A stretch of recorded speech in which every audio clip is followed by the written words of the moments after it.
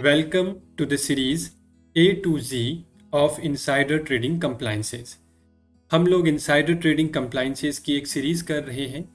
इससे पहले वाले सेशन में आज हमारा डे 8 है और इससे पहले वाले सेशन में हमने एक थंब रूल को डिस्कस किया था और वो थंब रूल ये था कि आप कंपनी के शेयर्स में ट्रेड नहीं कर सकते हैं if you are having access to the unpublished price sensitive information.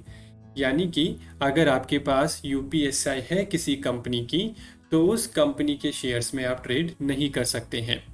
इसके हमने कुछ एक्सेप्शंस भी देखे थे, यानी कि ऐसे एक्सेप्शंस जो आपको अलाउ करता है ट्रेड करना कंपनी के शेयर्स में even if you are having access to the UPSI.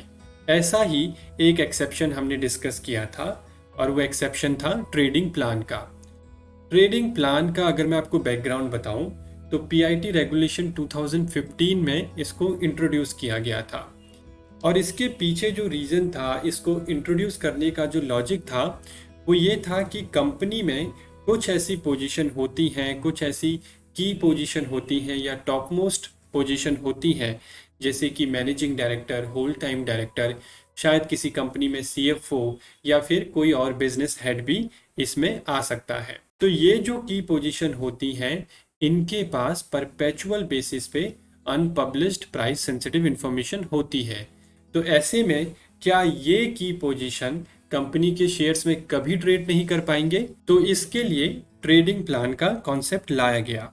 Trading plan के कुछ बेनिफिट्स को हम पहले डिस्कस करेंगे, फिर उसके बाद समझेंगे कि क्यों ट्रेडिंग प्लान अभी भी लोग इम्प्लीमेंट नहीं करते हैं, ट्रेडिंग प्लान का जो कॉन्सेप्ट है वो क्यों सक्सेसफुल नहीं है।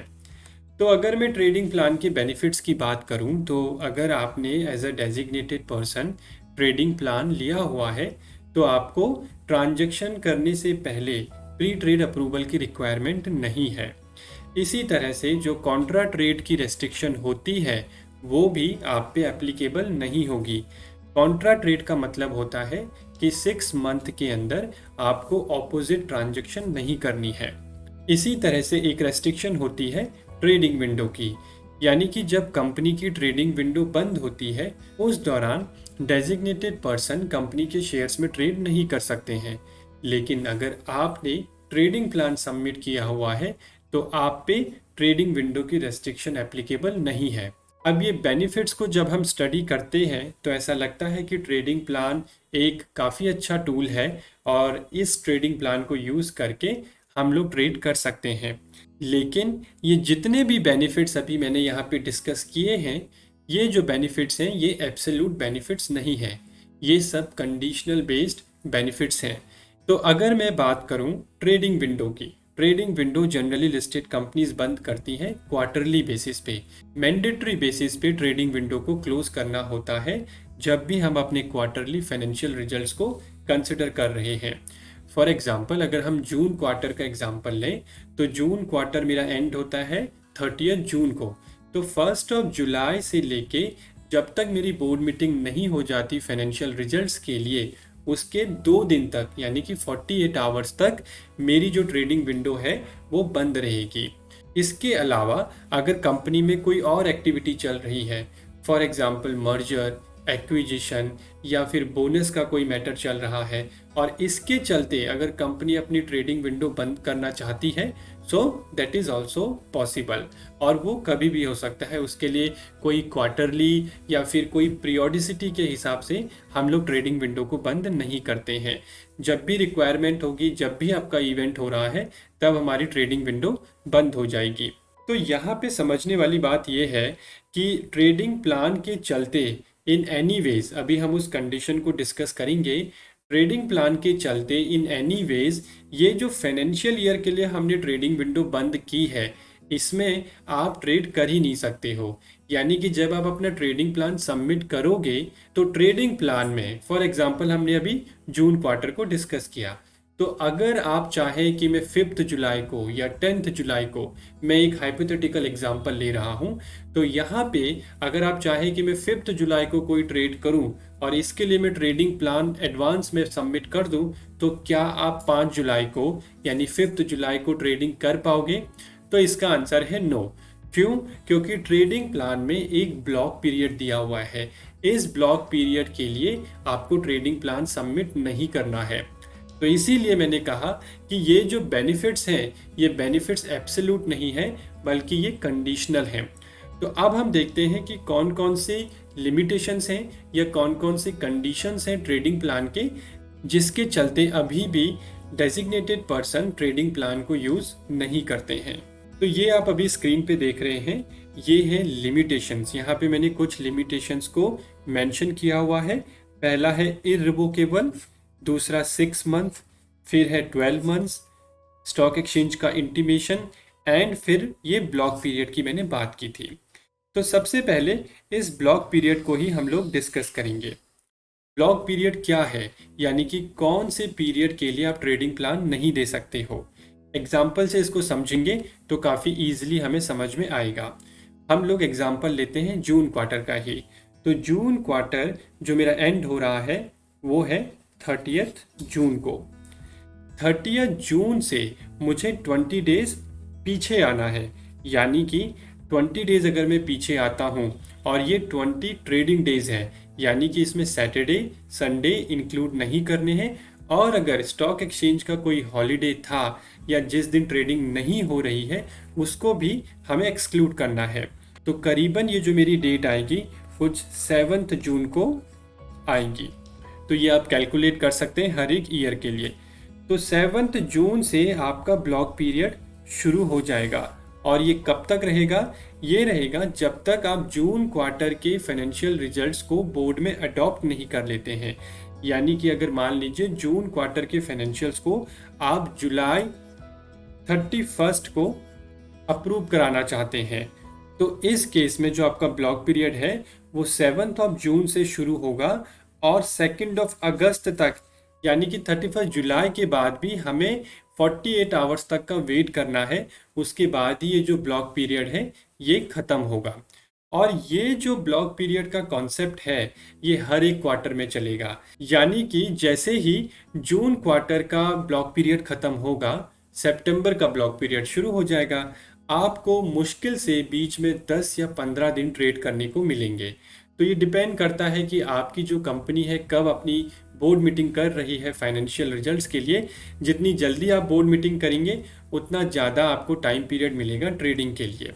तो ये एक बहुत बड़ा रीज़न है जिसकी वजह से आज भी ट्रेडिंग प्लान की जो इम्प्लीमेंटेशन है वो इतनी ज़्यादा नहीं है। तो ये हमने डिस्कस कर लिया ब्लॉक पीरियड। इसके बाद अब हम ये समझते हैं कि जो ट्रेडिंग प्लान है उसकी जर्नी कैसे रहती है, तभी जाके हम इन लिमिटेशंस को समझ पाएंगे।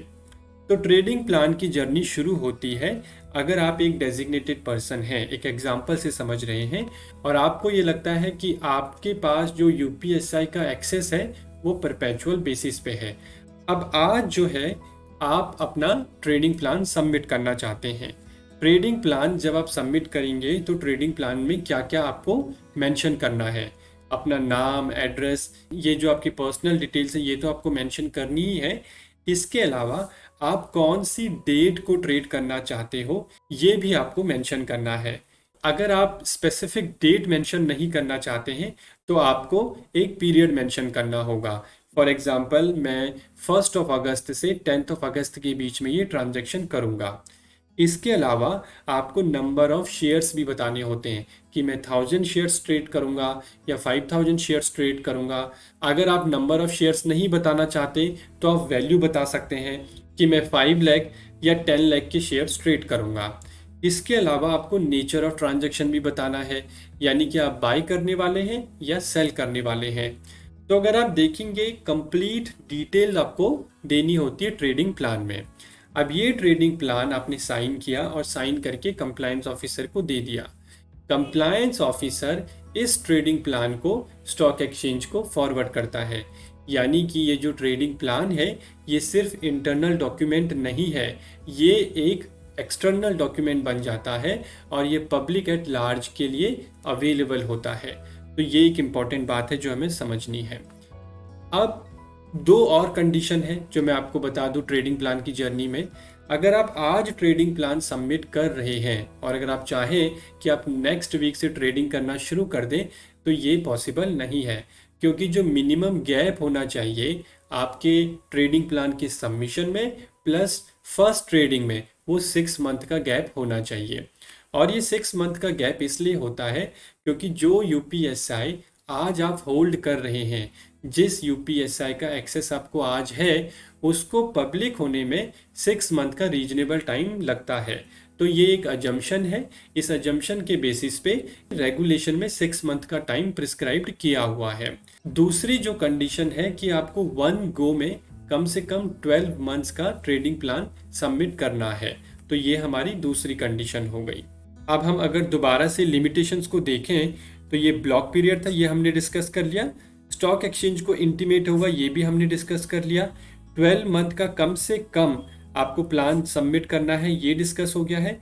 और 6 मंथ का गैप होना चाहिए।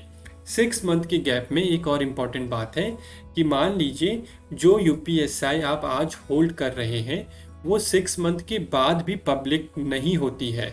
उस केस में ये जो 6 मंथ का गैप का जो टाइम है ये बढ़ जाएगा। कब तक बढ़ जाएगा? जब तक वो यूपीएसआई पब्लिकली अवेलेबल नहीं होती है, तब तक ये जो गैप है ये बढ़ जाएगा। अब एक और बात यहाँ पे समझते हैं कि मान लीजिए आपके पास आज एक यूपीएसआई थी X और आपने आज एक ट्रेडिंग प्लान सबमिट कर लिया। 2 मंथ्स के बाद या 3 मंथ्स के बाद या 4 मंथ्स के बाद ये जो यूपीएसआई है ये पब्लिक हो गई। तो इन एनी वेज आपको 6 मंथ का वेट तो करना ही है। 6 मंथ के बाद ही आप ट्रेड कर पाओगे।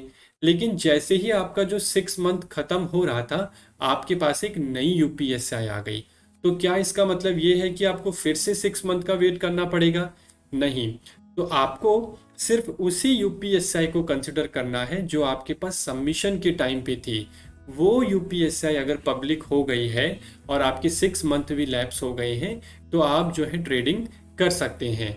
जो नई यूपीएसआई है उसको आपको कंसिडर नहीं करना है। तो ये एक और इम्पॉर्टेंट बात थी यहाँ पे। अब समझते हैं, हमने एक तो सबसे पहले समझ लिया था क्यों ये इम्प्लीमेंट नहीं होता है ट्रेडिंग प्लान, क्योंकि ब्लॉक पीरियड के कॉन्सेप्ट को हमने समझा। अब ये जो फर्स्ट लिमिटेशन है, ये लिमिटेशन का नाम है इररिवोकेबल।